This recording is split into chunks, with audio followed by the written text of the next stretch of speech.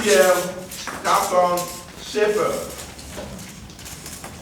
Now, the thing is, Carson did not give me an introduction, so I really don't know what I'm supposed to be doing. So I will make up one. So I know Carson. Often Carson told me that he wanted to be a speaker in the very worst way.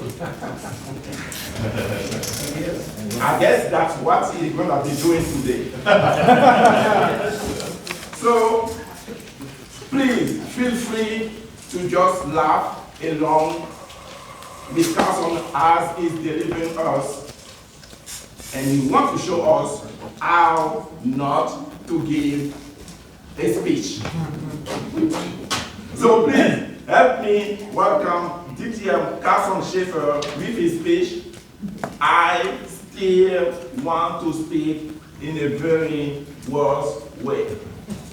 DTM Carson Shaffer.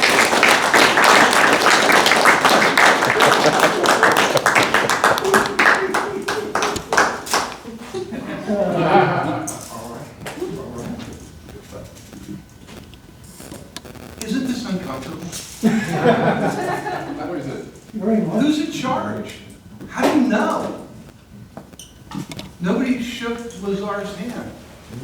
How do you know who's in charge of the meeting? Who's supposed to be running? Nobody's up there. As Toastmasters, this should feel really weird. I guess if I'm speaking, I should stand. But if nobody's up there and nobody shook hands, how do you know?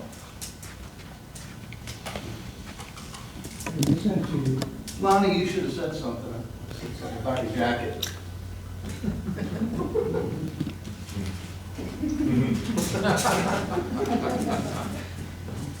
It is critically imperative that one must always ensure that one speaks in an appropriately attentive manner due to the fact that writing a speech to be read, as I'm reading right now, is not the same as writing to be heard audibly. Why would one desire to converse in a casual manner when they could instead show off their insular literary compositional prowess and elocutionary skills? Wow.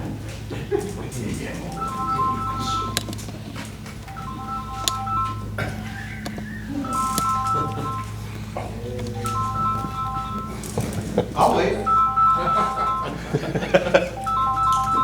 He's gonna take this, hold on. Hello? I'm in the meeting. Let me, give me a second here. Board of call.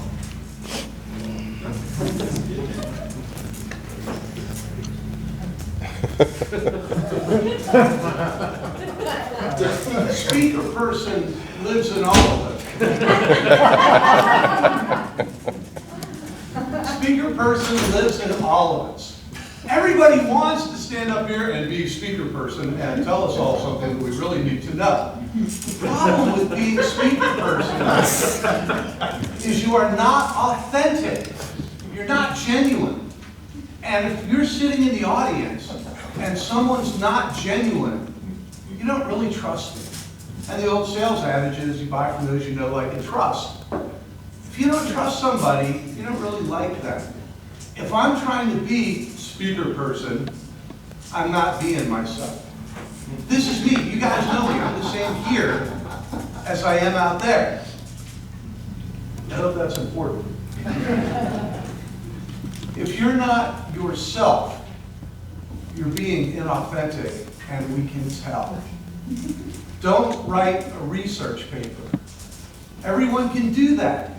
We're smart people. Well, you guys are, not me. And for the newer Toastmasters, the snub with Lazar was planned out. We talked about doing this beforehand. We care about people's feelings in here. And so normally you don't get that kind of response. But obviously nobody cares about my feelings. So if you're a speaker person, you're not being yourself. And if you're up here not being yourself, you're being, by definition, inauthentic. And we sense it. I wanted to talk about tabletops. There's a big debate over whether you should say the person's name first or last. The way I look at it is if I say, Carmelo Bellardo, the ETM Carmelo Bellardo III, tell us about your favorite band. Nobody has to think in here. Carmelo's going to stand up. He's going to say the Stones or Buffett, I'm not sure which. And nobody has to think. But if I say, what's the most difficult situation you've ever faced in your life? And then I say the name. Every person in here has to start to form the answer. Oh, geez, that's me. What am I going to say? Everybody has to form that answer, and then you say the name. You get to practice 20, not 21, but 20 times. Sorry, Yvonne. When you hear a question. When they say the name first, you get one practice question, the one that had your name attached to it, unless, again, you're Yvonne. And give us 20 questions to practice. Let us think. That's the whole trick, right? The table topics is the first 3 seconds when you go, I got nothing, I got nothing, I got nothing, I got nothing. Hey, guys. Right? The key is to tell personal stories. Table topics, speeches, everything. If I stand here, say, I had a situation, it was a complete scuba diving, overhead environment, high current, particulate matter at high velocities bouncing around in a low light condition. What do you think of? But if I said, I'm in a room about the size of your master bathroom with a hole the size of this table in the floor that's like one of the outlet pipes of the Hoover Dam coming out of it, having 6 feet of rock sliding into it, being blasted into the ceiling, maelstrom, you're being tumbled around, you can't see, it's the blackest black you can imagine, trying to find your way out. Well, that's not an overhead environment with a high current, is it? Bring us there. Tell us the story of how you want to portray this. Don't describe it. You know, you get people's icebreakers. Well, I was born in Cherry Hill, New Jersey, and I graduated from Cherry Hill East in 1980, and then I joined the Air Force. No! Tell us your story. Tell us who you are. Bring us in. It works in business presentations, too. Write for us, not for you. And I know that's so hard, because if you're like me, this is all really good stuff. When I'm writing, this is good stuff. I mean, trying to cut it out, it's like cutting pieces of your fingers off. But write it for us. We're not an expert. Help us understand the feeling.